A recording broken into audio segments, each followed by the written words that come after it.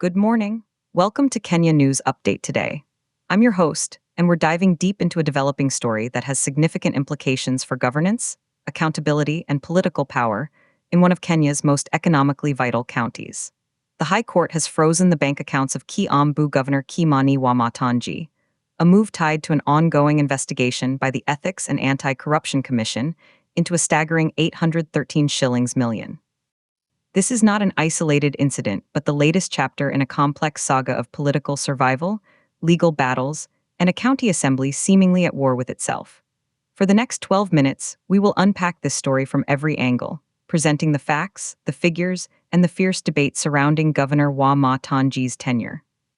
We'll examine the court's dramatic intervention, analyze the political machinations within Kiambu, and place this local drama within the broader national context of shifting alliances under President William Ruto's administration. We'll also look at what this means for the over 2.4 million residents of Kiambu County. This is a story about power, money, and the relentless pursuit of accountability. Let's begin with the breaking news that has sent shockwaves through the political establishment. The High Court, acting on an application by the EACC, has issued orders freezing multiple bank accounts linked to Governor Kimani Wamatangi and several county officials. The total amount under probe is a colossal 813 shillings million. The EACC alleges this money is connected to irregular procurement and fraudulent payments for county projects, some of which were either grossly inflated or never executed at all. This legal action represents the most severe escalation yet in a long-running investigation. It effectively paralyses a significant portion of the county's financial operations, raising immediate questions about service delivery. The court's decision was not made lightly. It followed the presentation of what the judge described as a prima facie case of massive financial impropriety. The EACC's affidavit details a web of transactions, shell companies, and suspicious payments that allegedly funneled public funds into private hands. For the Commission, this is a major test case under the Ruto administration, signaling a continued, if sometimes politically selective, fight against corruption.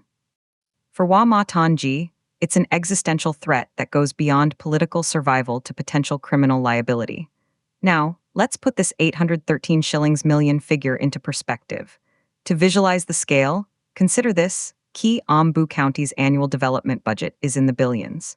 But 813 shillings million is not a small line item.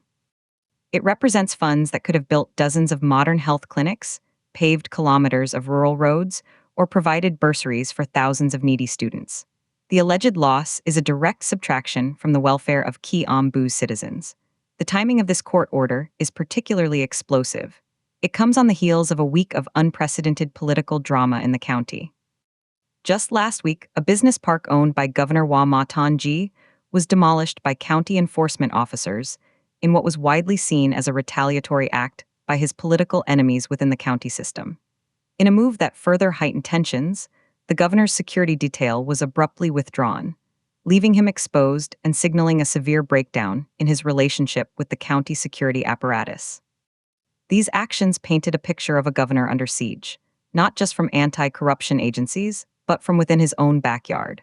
This brings us to the critical reaction from the Kiambu County Assembly.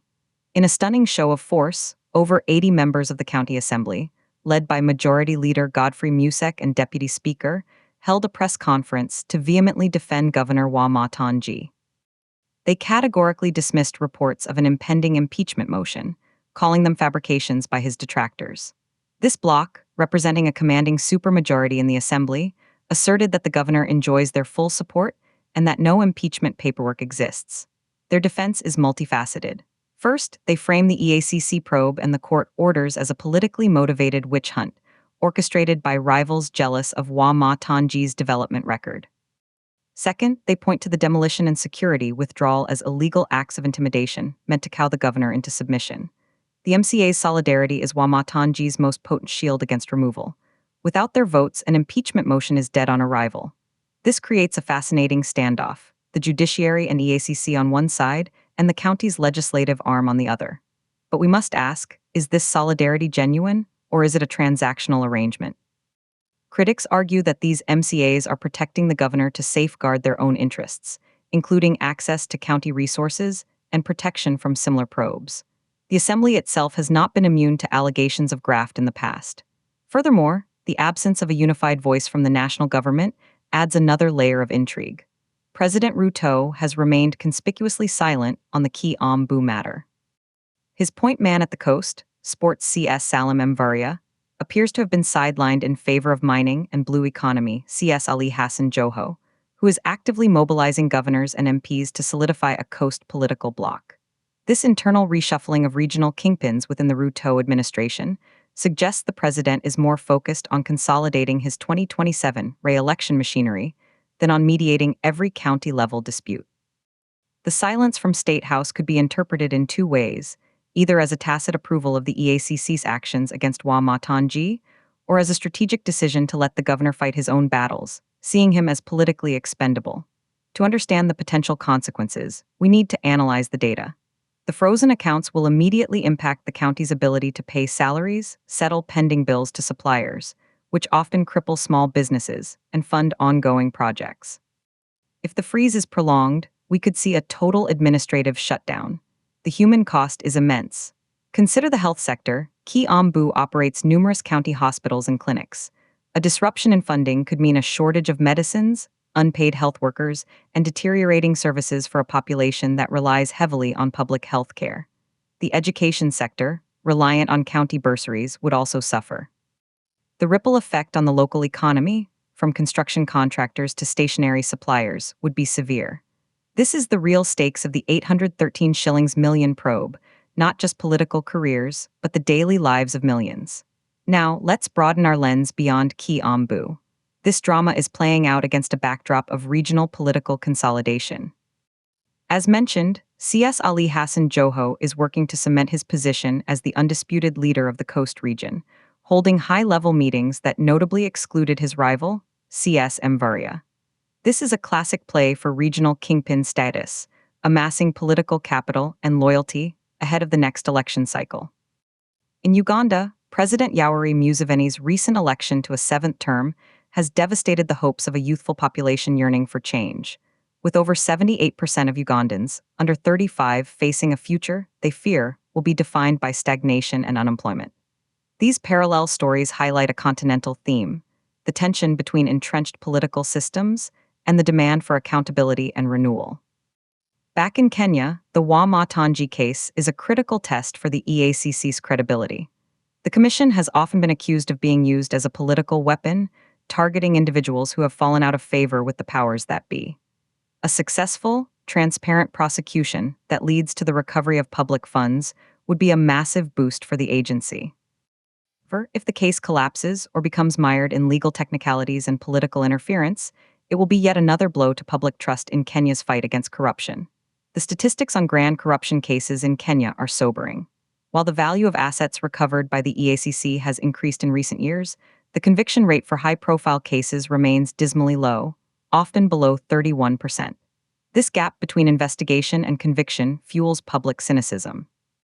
People see dramatic arrests and asset freezes, but rarely see the powerful end up behind bars. The Wamatangi case, given its high profile and the sheer amount of money involved, will be watched as a bellwether. Let's hear the debate. On one side, the pro-accountability perspective argues that the court's action is long overdue. They point to a history of alleged malfeasance in Kiambu and other counties, where governors operate with impunity. For them, the 813 shillings million is symbolic of a systemic plunder that must be stopped, regardless of the political fallout. The freezing of accounts, while drastic, is a necessary tool to prevent the further dissipation of assets. They believe the solidarity of the 80 MCAs is a sham, a last-ditch effort to protect a sinking ship. Their hope is that the EACC will follow through with watertight charges that will survive the inevitable legal and political onslaught. On the other side, the political defense perspective sees a coordinated assassination of a governor's career. They argue that Wamatangi is being targeted because he refuses to play ball with certain powerful cartels that want control of Kiambu's lucrative resources. The demolition of his business park and the withdrawal of his security are cited as evidence of this extra-legal persecution. They claim the EACC is being weaponized, and that the court order is based on flimsy, politically engineered evidence. For them, the support of over 80 MCAs is genuine democratic will, reflecting the governor's popularity and performance on the ground. They warn that using state agencies to settle political scores sets a dangerous precedent for all elected officials. Where does the truth lie? It likely resides in a murky middle ground. Corruption in county governments is a documented problem. It is also true that politics in Kenya is a brutal, winner-takes-all game where institutions are often leveraged for advantage. Wamatangi may have both skeletons in his closet and powerful enemies at his gate. The court's role is now paramount. It must navigate this political minefield and adjudicate the matter based strictly on evidence and law, free from external pressure. The eyes of Kiambu and the nation are upon it. For the residents of Kiambu, this is a period of profound uncertainty. They are caught between a governor battling for his political life and an anti-corruption agency pursuing a monumental case. The services they depend on hang in the balance. The ultimate verdict on this saga will not just be delivered in a courtroom. It will be delivered at the ballot box in 2027 and in the daily assessment of whether their lives are improving or stagnating. As we conclude, the story of Governor Wamatangi is more than a headline. It is a microcosm of Kenya's enduring struggles with governance, the rule of law, and the distribution of power and resources. The frozen 813 shillings million is a stark monument to alleged failure. The solidarity of 80 MCAs is a powerful testament to political survival instincts. And the silent weight of Kiambu's millions is the human reality behind the politics. This story is still unfolding, and its final chapter could redefine county politics for years to come. We will continue to follow every development. For now, this has been a Kenya News Update Today deep dive. Thank you for watching. Subscribe to Kenya News Update Today for more incisive coverage of the stories that shape our nation.